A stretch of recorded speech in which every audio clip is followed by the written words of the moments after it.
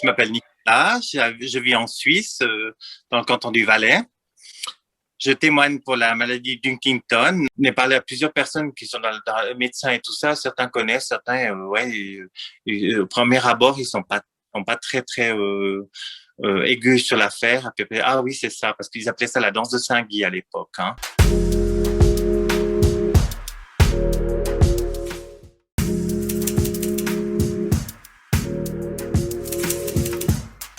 Ma nièce, elle a fait de la danse, elle a fait un bac danse à Cannes, à l'école Rosella Tower. Elle était danseuse. Et puis, après, elle est rentrée, elle a fait un brevet d'esthéticienne. Et puis après, ben, la maladie a commencé à attaquer. Elles étaient encore chez elles. Hein. Elles avaient quand même, c'est ce que je vous explique, le réseau santé de ma nièce, où il y avait il y a toujours un infirmier en psychiatrie, où il y a encore une psychiatre, il y a encore un médecin, il y a encore tout un réseau derrière. Hein.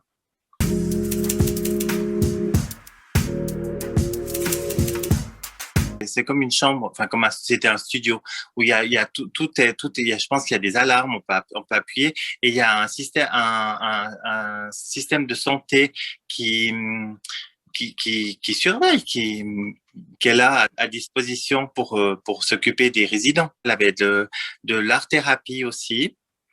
Donc, elle faisait de la peinture, elle avait des cours, c'est vrai que c'était vraiment bien. Elle avait de la physiothérapie. Oui, elle avait des cours annexes comme ça.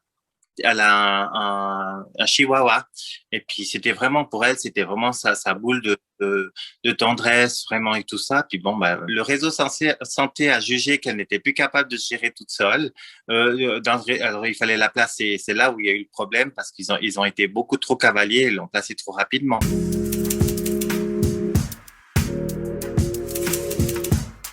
J'ai des frères et des sœurs aînés qui sont beaucoup plus âgés que moi, j'ai pas peur de le dire, ils ont vu le côté pratique de la mettre en EMS vers leur domicile parce que c'était plus simple pour eux que pour faire des visites éclairs de un quart d'heure, 20 minutes, voire une heure. Et nous, avec ma sœur, on avait trouvé une structure qui était plus à distance, qui arrangeait un petit peu, dans le sens qui nous arrangeait plus, nous, dans le sens qu'on était plus près. Moi, elle aurait pu garder son chien, parce elle a dû abandonner son chien. C'est ma sœur qui a dû le reprendre. Et à 46 ans, elle se retrouve dans un MS avec des personnes qui ont, bah, je pense qu'une des plus jeunes, c'est sa mère, qui a 68 ans, et le reste, c'est du plus. Donc, vous voulez imaginer le spectacle tous les jours que vous avez. En plus, bon, maintenant, c'est un petit peu moins branché religion parce qu'il n'y a plus les nonnes. Mais à l'époque, c'était la messe et le chapelet tous les jours. Et puis, en Valais, c'est encore comme ça. C'est encore très religieux à quelque part, encore ce côté encore. Alors, vous imaginez bien que Rachel, elle est au home. Hein. Par exemple, il décéderait, je donne un exemple un peu stupide, un arrière-petit cousin où on disait, ben, on va à l'enterrement. Elle voudra aller à l'enterrement. Pourquoi? Parce qu'elle a envie de se tirer du home. Elle en a rien à foutre de l'enterrement. Mais elle veut surtout se tirer du home. Vous voyez ce que je veux dire? Ça montre quand même qu'à quelque part, il y a quand même une souffrance intérieure du fait d'être placé, d'être en maison et plus dans sa maison.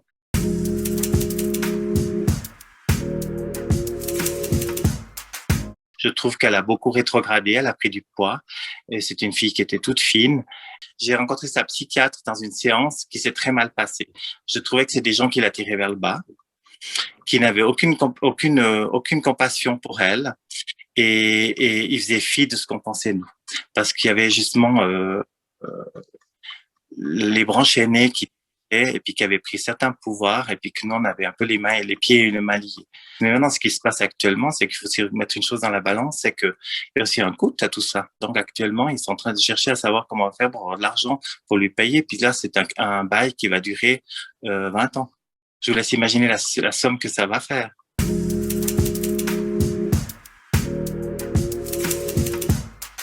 Ma sœur, par exemple, elle a son AVS, sa caisse de retraite.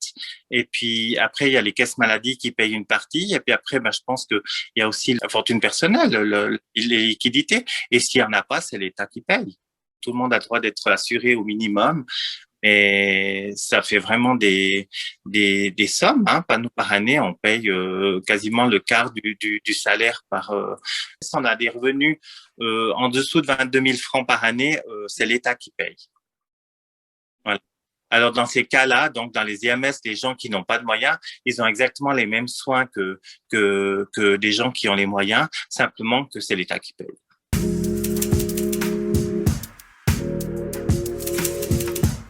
Ma sœur Michelle me paye le coiffeur, la pédicure et tout ça. Et ça, c'est tous des soins annexes qui sont payés par les personnes qui veulent bien payer les soins. C'est pas les MS. Je pense que l'EHPAD, les infirmiers font un soin basique, mais après le reste, si on veut du chose beaucoup plus une teinture de cheveux, je ne sais pas, pour dire quelque chose, eh ben, c'est aux frais du pensionnaire. Ma sœur de devoir monter là aujourd'hui, par exemple, l'après-midi, elle est à l'EMS avec ma nièce et ma sœur et mon frère. Elle doit prendre son après-midi pour monter parce que elle peut pas se permettre de dire je fais 1 heure aller-retour. Il y a le trajet, il y a tout ça. Ouais, c'est comme ça. Mais c'est comme pour tout le monde, hein.